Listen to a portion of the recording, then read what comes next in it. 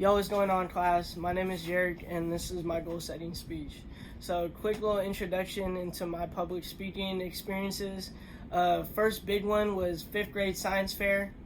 I was presenting my project on steam distillation, and I was doing that in front of judges, in front of my peers, and in front of my 5th grade crush. And your boy was nervous, really nervous, and I wasn't able to do a good presentation. I say that because of my grade, and my grade was not that good. Even though my project was amazing, steam distillation, it actually can help save your life one day. That's a topic for another time though.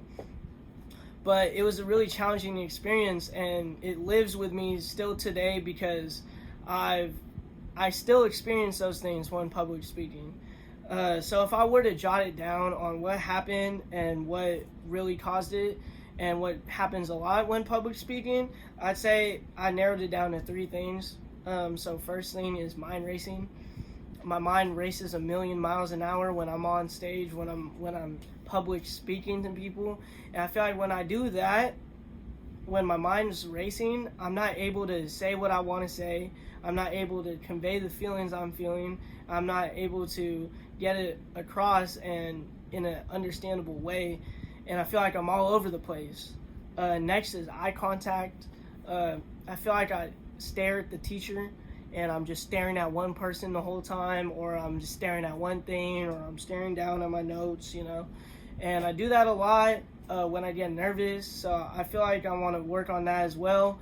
And lastly, this one still sticks with me in any situations, whether I'm arguing with my girlfriend, saying I go or when I'm up in stage, or even in this video, I'm this that, and in public speaking I do that as well. I'm just like and I really don't like that one. That one's the one that irks me the most. So I've written down a couple things about how I could fix these things and how we could go on this journey together as a class and grow. So for mind racing, I feel like I can fix that by being more comfortable with the uncomfortable.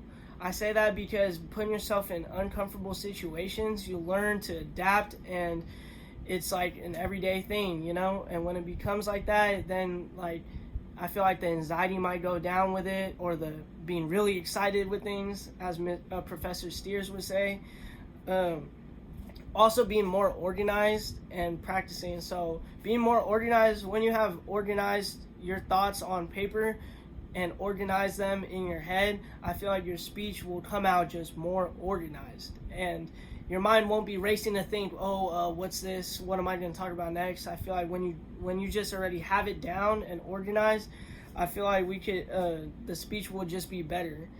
And practice makes perfect. I'm a big believer in that. So I feel, public speaking before used to just be practice once before the time and go for it. But I feel in doing public speaking and practicing that throughout this class, I feel like I could be more better and grow as a person with public speaking.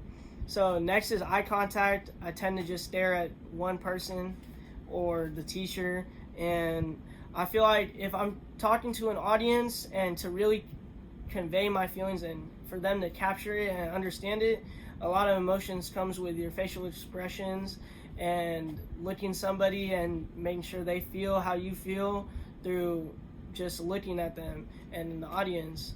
And so I think I'm going to try categorizing groups and just looking at a group at a time, looking at collectively the room when I'm speaking to the whole room, and just having more confidence in my speeches. Lastly is the and ummer.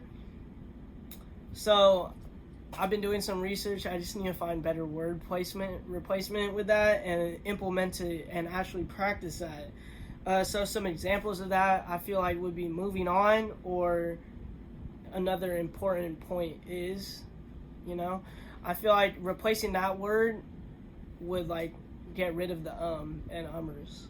And lastly, I'm going to continue to practice this because I feel like this way is helping me with the and ummers, is just pausing.